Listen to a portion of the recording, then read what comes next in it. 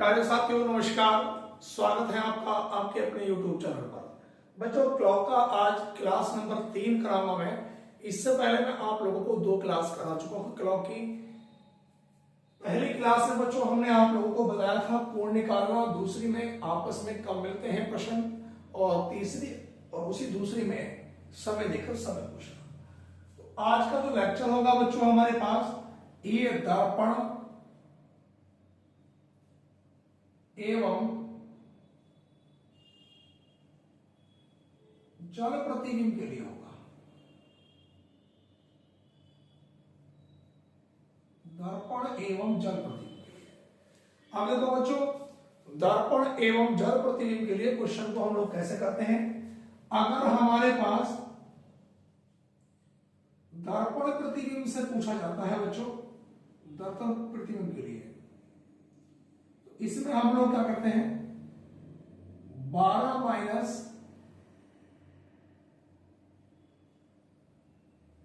वास्तविक समय, 12 माइनस बच्चों वास्तविक समय या 1160 माइनस वास्तविक समय। ये है। अगर बच्चों हमारे पास समय पूरा पूरा दिया है तो हम 12 में से माइनस करते हैं, और पूरा पूरा नहीं दिया है तो 1160 में से हम उसको माइनस करते हैं। 1160 का मतलब भी बच्चों 12 ही होता है। उसके बाद बच्चों अगर मैं जल प्रतिबिंब की बात करता हूं तो जल प्रतिबिंब के लिए बच्चों हमारे पास 6.5 माइनस वास्तविक समय, 6.5 माइनस वास्तविक समय या 18.5 माइनस वास्तविक समय। मतलब आप लोगों का अगर समय बच्चों 6.5 से छूटा दिया गया है तो हम 6.5 में से माइनस करेंगे, और समय अगर 6.5 से अधिक दिया है तो आप 18.5 में से माइनस करेंगे। एग्जाम में सवाल किस प्रकार से पूछा जाएगा। मान लो उसने कहा कि यदि किसी घड़ी में 8 बज रहे हो तो उसके दर्पण प्रतिबिंब में क्या समय दिखाई देगा।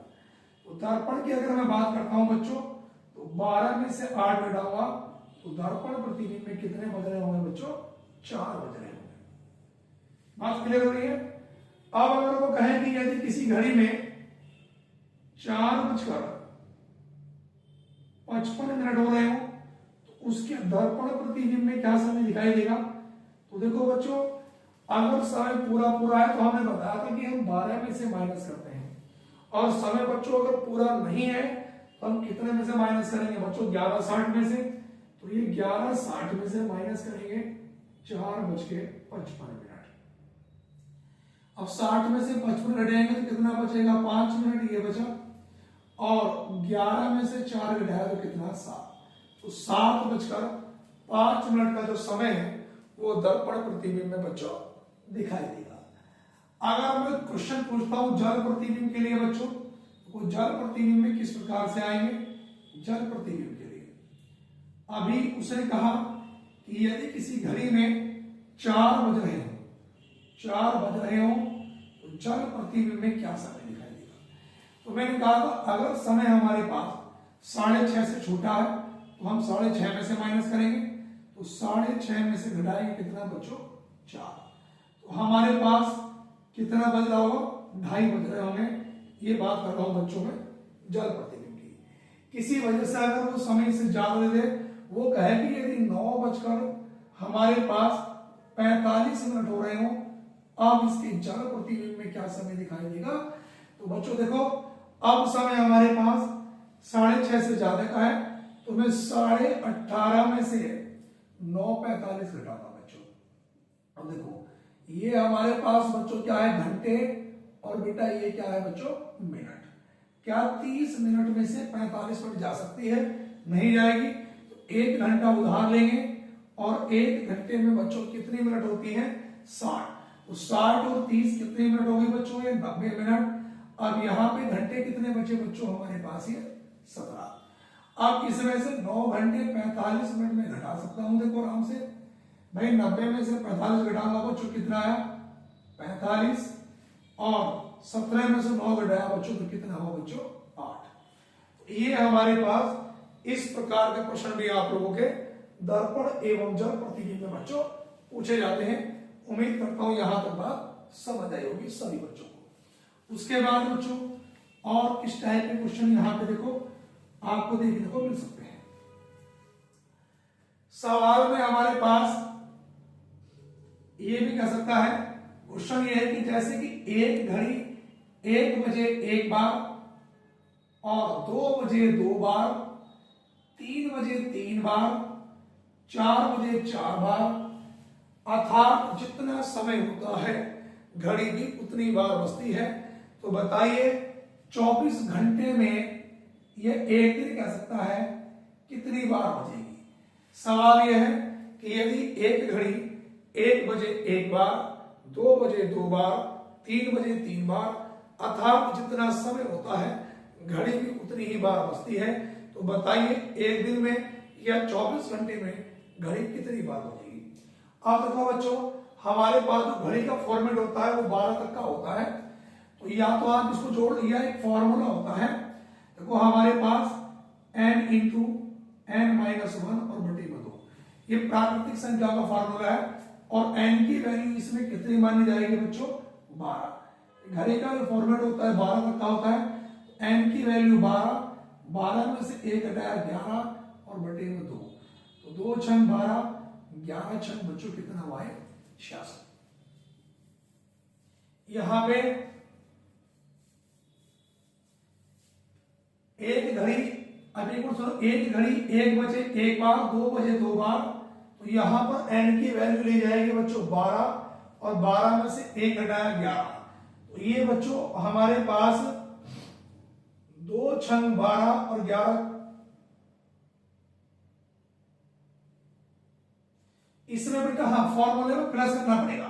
प्राकृतिक संख्या के योग का फॉर्मूला प्लस होता है। n की वैल्यू 12 और ये 12 में जुड़ेगा तो बच्चों कितना? 13। तो 13 छंग 78, ये 12 घंटे में 78 बार, तो बच्चों 24 घंटे में कितनी बार डबल हो जाएगी? 2 8 16, 2 7 14, 1 15, तो 156 बार, 156 बार बच्चों रहे ये हमारे पास बजेगी। बात क्लियर हो रही है? सभी बच्चों को बात समझ आ रही होगी। उसके बाद बच्चों हमारे पास अगला क्वेश्चन ये है बच्चों, यहां पर अगले प्रश्न में दिया गया है कि एक कछुआ 1 घंटे में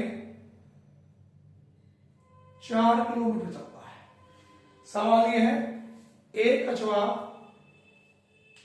4 घंटे में 1 किलोमीटर चलता है, 4 घंटे में 1 किलोमीटर, और प्रति 1 किलोमीटर चलने के बाद 20 मिनट का विश्राम करता है। विश्राम तो वो पूछ रहा 3.5 किलोमीटर कितने घंटे में चलेगा? अब देखो हमारे पास एक 4 घंटे में चलता है बच्चों 1 किलोमीटर, अगले वाले 4 घंटे में 1 किलोमीटर, उसके बाद अगले 4 घंटे में 1 किलोमीटर। अब बच्चों हमारे पास यहां पर कितना, देखो ये बच्चों हमें चलाना कितना है? 3.5 किलोमीटर, यानी कि अभी 1 2 3 किलोमीटर है। इसका मतलब ये है कि हमारे पास बच्चों, और प्रति मैं ये कह सकता हूं कि 1 किलोमीटर चलता है वो 4 घंटे में, फिर अगला 1 किलोमीटर 4 घंटे में, अगला 1 किलोमीटर 4 घंटे में। अब देखो आधा जो किलोमीटर चलेगा वो कितने में चलेगा बेटा? 2 घंटे में। तो ये कितना हो गया? 3.5 किलोमीटर, और ये हो गया हमारे पास 4 8 12 2 14 घंटे। सवाल में उसने ये भी कहा कि प्रति 1 किलोमीटर चलने के बाद वह 20 मिनट का विश्राम करता है। तो बच्चों 20 मिनट का विश्राम उसने यहाँ पे करा होगा और 20 मिनट का विश्राम बेटा यहाँ करा होगा और 20 मिनट का विश्राम यहाँ पे। जब अगला किलोमीटर पूरा चला ही नहीं तो विश्राम करेगा ही नहीं। तो कुल मिलाकर 60 मिनट का उसने विश्राम करा। 60 मिनट का मतलब बच्चों 1 घंटा। हमारा जो सही उत्तर आया बच्चों कितने घंटे आया बच्चों? 15 घंटे। बच्चों कल से मैं क्लास थोड़ी बड़ी करूंगा, सही है ना? मतलब लगभग आधा घंटा 1 घंटे की क्लास होगी। तो सभी विद्यार्थी जो चैनल से पहली बार जुड़े हैं भाई, चैनल को जरूर सब्सक्राइब कर लें और वीडियो को अपने साथियों में ज्यादा से ज्यादा शेयर करें। धन्यवाद। से हिंद, वंदे मातरम।